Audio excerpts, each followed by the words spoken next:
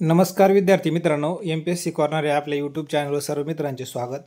मित्रांनो, आपण घेत असलेल्या पोलीस भरती 9000 वन लाइनरच्या प्रश्न सिरीजमधील आज भाग 6 बघणार आहोत, जो की प्रश्न क्रमांक 131 ते 155 पर्यंतचे प्रश्न आहे. तुम्ही जर आमच्या चॅनल नवीन असाल तर चॅनल आत्ताच सबस्क्राईब करून घ्या, जेणेकरून तुम्हाला 9000 प्रश्नांची वन लाइनर सिरीज बघता येईल. चला तर मग आजच्या लेक्चरला सुरुवात करू. बघा, 131 नंबरचा प्रश्न आहे. कोणी पहिली जॉईंट स्टॉक कंपनी भारताशी व्यापार करण्यासाठी सुरुवात केली? तर मित्रांनो, या प्रश्नाचं उत्तर काय? डच. ईस्ट इंडिया कंपनीला कोणत्या कराराच्या अंतर्गत बंगाल, बिहार आणि ओरिसा यावर दिवाणी अधिकार मिळाले? तर या प्रश्नाचं उत्तर काय? अलाहाबाद. 133 नंबरचा प्रश्न आहे. सन 1927 मध्ये ऑल इंडिया वुमन कॉन्फरन्सची मद्रास येथे कुणी स्थापना केली? तर मित्रांनो, या प्रश्नाचं उत्तर काय? Margaret cousins. 134 नंबरचा प्रश्न आहे. स्वदेश बांधव समितीची स्थापना कोणी केली? तर मित्रांनो, अश्विनी कुमार दत्त यांनी स्वदेश बांधव समितीची स्थापना केली. 135 नंबरचा प्रश्न आहे. व्हर्नाकुलर प्रेस ॲक्ट कोणी अंमलात आणला? तर लॉर्ड लिटन यांनी 1878 मध्ये अंमलात आणला.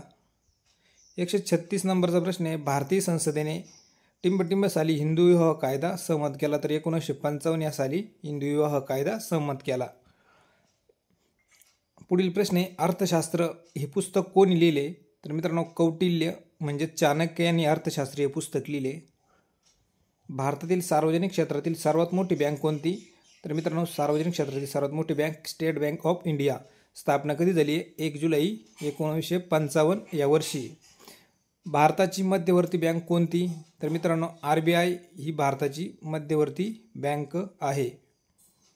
RBIचे मुख्यालय कुठं आहे? तर मुंबईला आहे. 141 नंबरचा प्रश्न आहे. 7व्या वेतन आयोगाचे अध्यक्ष कोण आहेत? तर मित्रांनो, 7व्या वेतन आयोगाचे अध्यक्ष अशोक कुमार माथुर आहेत. 142 नंबरचा प्रश्न आहे. पहिली भूविकास बँक कोणत्या राज्यात स्थापन करण्यात आली?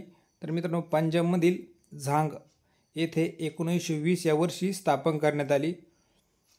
143 नंबरचा प्रश्न आहे. 19 जुलै 1969 साली देशातील प्रमुख किती बँकांचे राष्ट्रीयकरण करण्यात आले?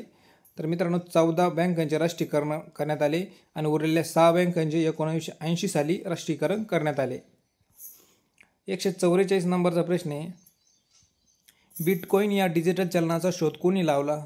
तर मित्रांनो, सातोशी नाकामोटो यांनी 2008 साली बिटकॉईन या आभासी चलनाचा शोध लावला. 145 नंबरचा प्रश्न आहे. नाबार्ड प्रत्यक्षपणे कोणाला पतपुरवठा करते? तर राज्य सहकारी बँकांना पतपुरवठा करते. नाबार्डची स्थापना कधी झाली? 12 जुलै 1982 शिवरामन समितीच्या अहवालानुसार. 146 नंबरचा प्रश्न आहे. बँकांचे राष्ट्रीयकरण कोणत्या वर्षी झाले?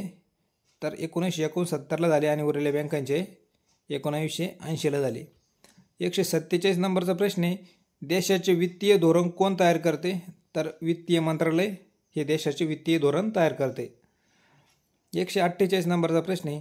8 सप्टेंबर 2016 अंमलात आलेली 101वी घटना दुरुस्ती कशाशी संबंधित आहे? तर मित्रांनो, वस्तू व सेवा कराशी संबंधित आहे. सुवर्ण क्रांती म्हणजे गोल्डन रिव्होल्यूशनचा संबंध कशाबरोबर आहे? तर फळ उत्पादन याच्याशी संबंधित आहे. आपण महत्त्वाच्या भारतातील कृषी क्रांत्या बघू. हरित क्रांती कशा संबंधित आहे? अन्नधान्य उत्पादन.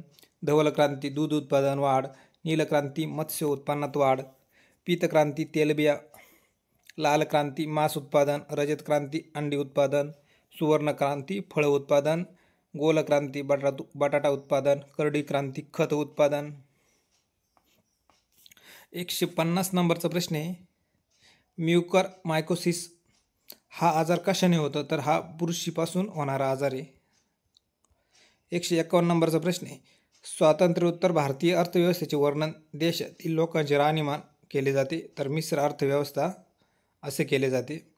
152 नंबरचा प्रश्न आहे. देशातील लोकांचे राहणीमान कशावरून ठरते? तर दरडोई उत्पन्नावरून ठरते.